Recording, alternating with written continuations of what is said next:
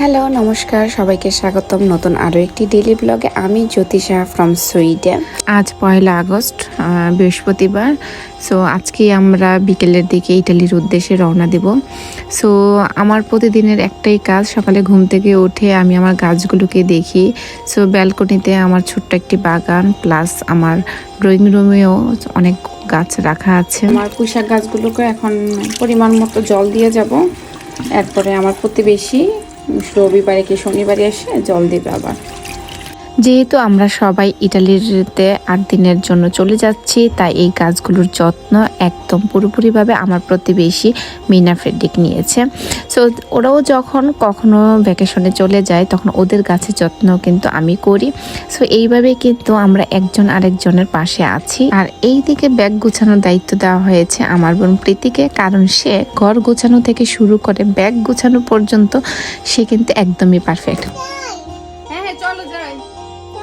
এই যে আমরা রেডি হয়ে বের হয়ে পড়েছি। সো আমি আর প্রীতি ট্রেন দিয়ে যাচ্ছি, কারণ আমাদের গাড়িতে আমাদের সবার জন্য সিট ছিল না, কারণ এটা 5 সিটের একটি গাড়ি ছিল। সো এই দিকে আমার হাজব্যান্ড বীর সকল বাচ্চা কাচ্চাদেরকে নিয়ে, সাথে আমার মাকে নিয়ে ওরা এয়ারপোর্টে চলে গিয়েছে। সো আমাদের প্ল্যানটা এইরকমভাবে করেছি যে বীর ওদেরকে এয়ারপোর্টে কোথাও একটা জায়গায় বসিয়ে দিয়ে সে আবার আমাদেরকে নিতে আসবে। ইন দ্য মিন টাইম আমি এবং আমার বোন ট্রেন দিয়ে একটু কাছাকাছি জায়গায় আমরা ওইখানে গিয়ে ওয়েট করছিলাম, সেই সাথে আবার ভিডিও করছিলাম। সো আমাদের বেশিক্ষণ ওয়েট করতে হয়নি, 10 মিনিটসের মধ্যেই বীর চলে আসছে আমাদেরকে নিতে।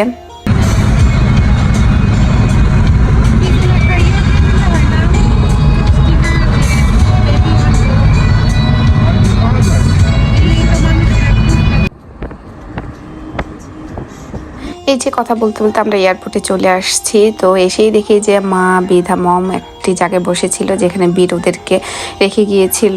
সো ব্যাগগুলো এখন গাড়ি থেকে নামিয়ে সবার ব্যাগ যার যার কাঁধে ঝুলিয়ে দিচ্ছিলাম। আসলে আমাদের এই সামারে প্ল্যান ছিল না যে আমরা ইটালিতে ঘুরতে যাব। আমাদের এইরকমটি প্ল্যান ছিল যে আমরা এই সামারে বাংলাদেশে ঘুরতে যাব।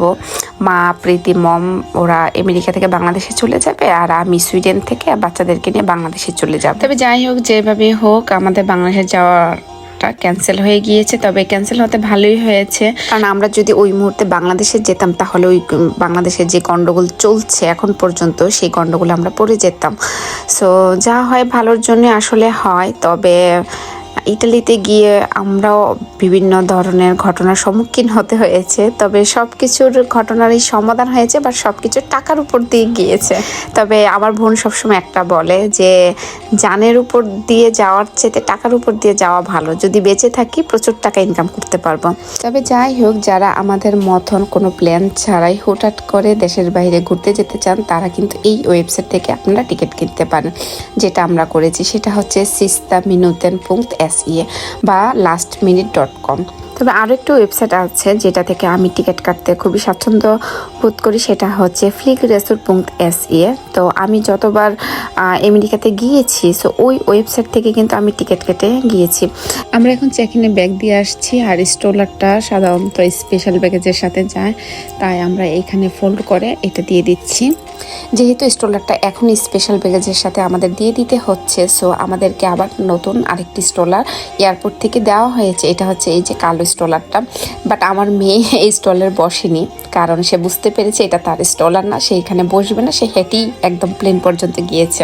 তবে আমি যখন আমেরিকাতে গিয়েছি বেশ 2বার, তখন কিন্তু আমি আমার নিজের স্ট্রোলারই একদম প্লেন পর্যন্ত আমি ক্যারি করতে পেরেছি।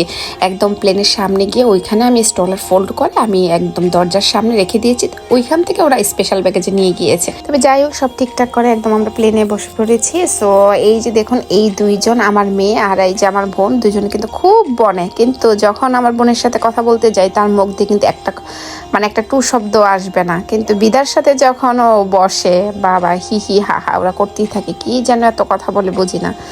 তো যাই হোক, আমাদের প্লেন এখন আকাশে ওরা শুরু করে দিয়েছে। আর এই যে দেখুন বাইরে কি সুন্দর রৌদ্র, সূর্যের আলোয় ঝলমল করছে।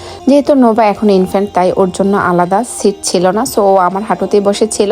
তবে হ্যাঁ, বেল্ট বাঁধার ক্ষেত্রে যেটা আপনাদেরও সতর্ক থাকতে হবে যে আমাদের যেই সিটের সাথে যেই বেল্টটা থাকে সেটা আমি বাঁধবো, আর নোভার জন্য আলাদা ওরা বেল্ট দিয়ে গিয়েছে এবং সেই বেল্টটা আমার বেল্টের সাথে অ্যাডজাস্ট করে তারপর সে আমার হাঁটুতে বসবে, তারপরে তাকে তার বেল্ট দিয়ে তারপরে আমরা সেটাকে বেঁধে দিব।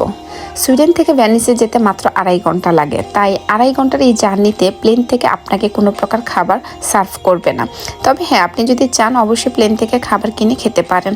সো আমরা কিছু ফ্রুটস এবং ড্রাই ফ্রুট সাথে নিয়ে নিয়েছি, আর যেহেতু ছোট বেবি আছে, ছোট বেবির জন্য ওর জন্য পাস্তা সালাদ নিয়ে নিয়েছি। তারপরেও প্লেনের খাবার ট্রাই করবো না সেটা কী করে হয়, তাই আমরা স্যান্ডউইচ আমরা কিনে নিয়েছি সবার জন্য। তবে স্যান্ডউইচটা খুব একটা খারাপও ছিল না, আবার খুব যে বেশি ভালো ছিল সেটাও না, ওকে মোটামুটি ছিল। আর এই দিকে আমার মেয়ে, সে সিটে বসবে না, সে একদম সবার সাথে গিয়ে গিয়ে কথা বলছিল। ও যেখানেই যাবে ওর আশেপাশে মানুষদের সাথে একটু ভাব জমাবে, আর এছাড়া ওর আশেপাশে যারা থাকে মানে ওকে দেখলেই সবাই মানে ওর কাছে এসে খুব আদর করে, খুবই ভালোবাসে। সো এই যে আশেপাশে যারা বসছিল বেলে মেয়ে সবাই ওকে খুব আদর করছিল। তো এই প্লেনে আবার বেশিরভাগ ইটালিয়ান ছিল, শুধু একটা ফ্যামিলি আমি বাঙালি পেয়েছি। সো ওদের সাথে আমাদের অনেক ভালো কথা হয়েছিল, ওরাও আমার মেয়েকে খুব আদর করছিল। সো খুব ভালো লেগেছিল যে ওদের সাথে পরিচিত হয়ে। আর ইটালিয়ানরা যে হাই অথবা বাইকে ওরা চাও বলে, সো আমার মেয়েকে দেখি ওরা চাও বলছিল। তো আমার মেয়েও সবাইকে চাও চাও প্লেন থেকে নামার সময় বলছিল। আর এই যে দেখুন আমরা 2.5 ঘন্টা কিভাবে যে পার হয়ে গেল বুঝতেই পারলাম না। এই যে ভ্যানিস শহরটা দেখা যাচ্ছে, এত সুন্দর, চারিদিকে জল আর মাঝখান দিয়ে ছোট ছোট দ্বীপ, মানে খুবই সুন্দর। এই যে আমরা এখন ভেনেদিক মার্কো পোলোস এয়ারপোর্টে চলে আসছি, এখানে আমরা নেমে পড়ব। আর এখান থেকে আমরা ওয়াটার ট্যাক্সি মানে বোট দিয়ে আমরা ওই দ্বীপে চলে যাব যেখানে আমরা অ্যাপার্টমেন্ট নিয়েছি। সো ইটালির সব ভিডিও দেখার জন্য আপনাদের সবাইকে আমন্ত্রণ রইল। আর আজকের ভিডিও এখানেই শেষ করছি। ভালো থাকুন, সুস্থ থাকুন।